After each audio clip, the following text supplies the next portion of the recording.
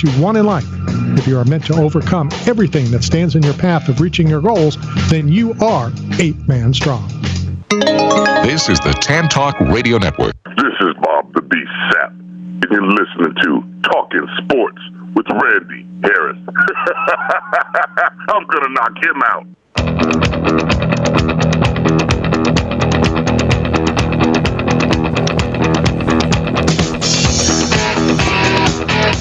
Bob Sapp was a big man. And he had the voice to match. Good guy. He's like the Neanderthal. He is such a cool guy.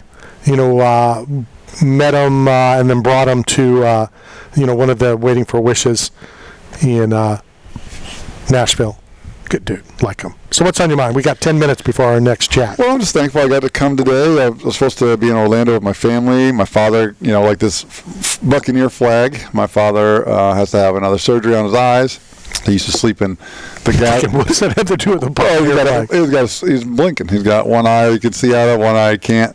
But my father, he used to sleep in his hard contacts, and over the course of years of neglect and just sleeping overnight, it changed the shape of his cornea.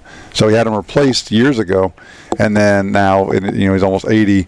He's got to do it again, so he wasn't able to drive. I was supposed to be his chauffeur, drive him around town. Matthew McConaughey picked up that route for me. So I was going to say, I was good for somebody else. I got to come over here. But speaking of Orlando and flags, Randy, like this one that's on the table, today the Florida State I guess the government is lowering all the flags at half-mast today for in remembrance of the Pulse nightclub shooting where they targeted the gay and lesbian community, also, I guess, Hispanic community. So today is a somber day, and the state's recognizing it. So this flag was reflective of that, and I just want to make sure that everybody knows that information. Okay. Thank you for that. Yeah. And that's why you're wearing green fingernails. Well, this was expressionism. There's something you can learn. You can't really identify with people until you walk in their shoes, right? I mean, they say that. That's just the cliche saying is, walk a mile in another man's shoes and you'll see a different perspective. And I think that's why there's so much friction in our world today is there's too much individualism and people don't understand or don't relate. And so, doing something like this, I appreciate the time the women take to make themselves look beautiful. It's great for us as men to look and have them on our arm, and we feel confident about the woman next to us and beautiful.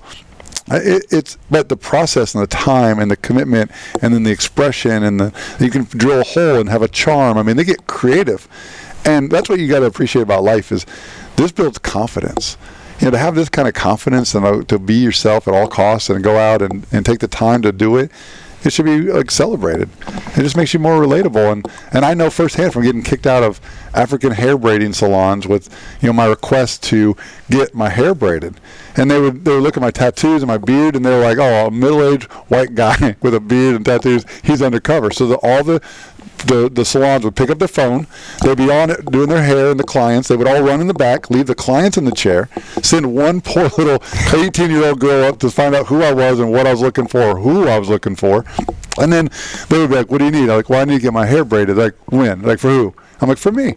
And they're like, no, we're busy here. Take a card. Like, call back later. And I would get kicked out of one after another. And then you could see they would text or call other salons in the vicinity. So by the time I walked in, they would either have the door locked or they would already be defensive. And as soon as I came in, they were like, oh, we're busy here.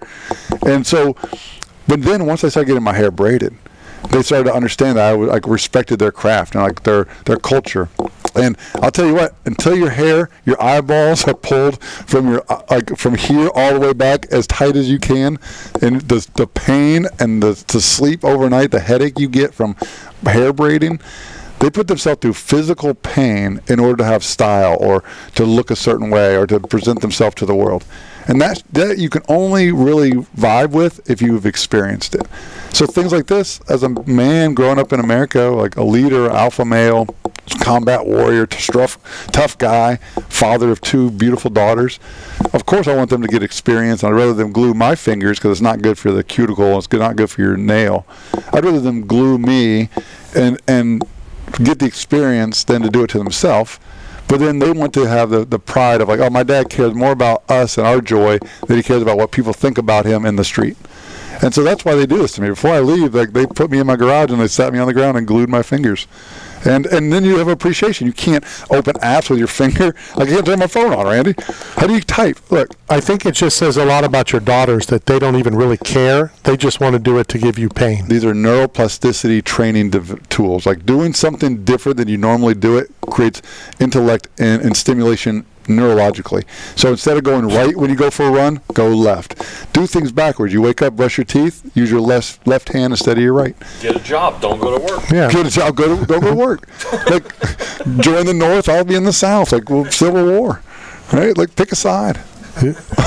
Join the North, you'll be in the South. Yeah, I'll be right here. I'm South America. You're not South America. Spy. I got a tattoo of South America. Can't join our. I have no idea what you're even talking It's a about. Civil War coming, Randy. Like Is it? What are we fighting about? In the octagon. What are we fighting about? Civil Wars. The Civil War. What's the Civil War? What are we fighting about? No, You can't just say it's a Civil War. What are we fighting about? I don't know. I think it's just that there's no unity. I don't really think it's like actually picking sides. Like I don't think one side over the other. I think it's just kind of like more symbolic of just individualism. Like everybody's in their own tunnel, their own space. Like you see the inconsiderate people everywhere you go. Like it used to be, you open the door coming out of an arena, walking out of like, let's say the biggest event you ever went to. What's the biggest sporting event, biggest arena, biggest stadium you ever went to? The Super Bowl. Okay. That's the biggest So you event. come out, it's supposed to be the man of the head of the household, well, traditionally male, but now it can be either. But the leader of the household holds the door open. The women and children go first, like the Titanic, as a respect thing. Then you pass the door to the next leader of that household, right? Typically a male. But now with people, Why is it a male? Well, it doesn't have to be now, but it used to be. That was the role. That was a tradition. And so now they just come through. They don't even take the door. Nobody takes the responsibility. You'll get stuck there forever. And your family's already on the parking lot, in the car, and you're like, wait, this is stupid. And then you, as patient and as courteous you are to the community as a whole, you become impatient. And it tests even the most patient people. My neighbor's an Indian man, and he's got the most patience of anyone I know. And even him, he's like, gets frustrated. Like, he's so inconsiderate. So he's a doctor is what you're saying. He's a master. But he's a computer guy, but he's not a. Well, he said patient, so I assumed he was a doctor. Well, no, he's patient. He's like a patient man, not you. You should be my patient. I got room for you. I can help you. But with that being said, it's just the reflective of society. And then when do you, if you don't, you just end up just giving up and you just close the door on some poor little kid that's on an iPad, not looking down, hit him in the head. What if you don't have a family? All right, let's go ahead and hit a quick break. Yeah, Coming to you live from the Cool Breeze AC broadcast facility. This is They just hold the door Knockout Radio. forever. We'll be right back. Just hold the door forever, I guess.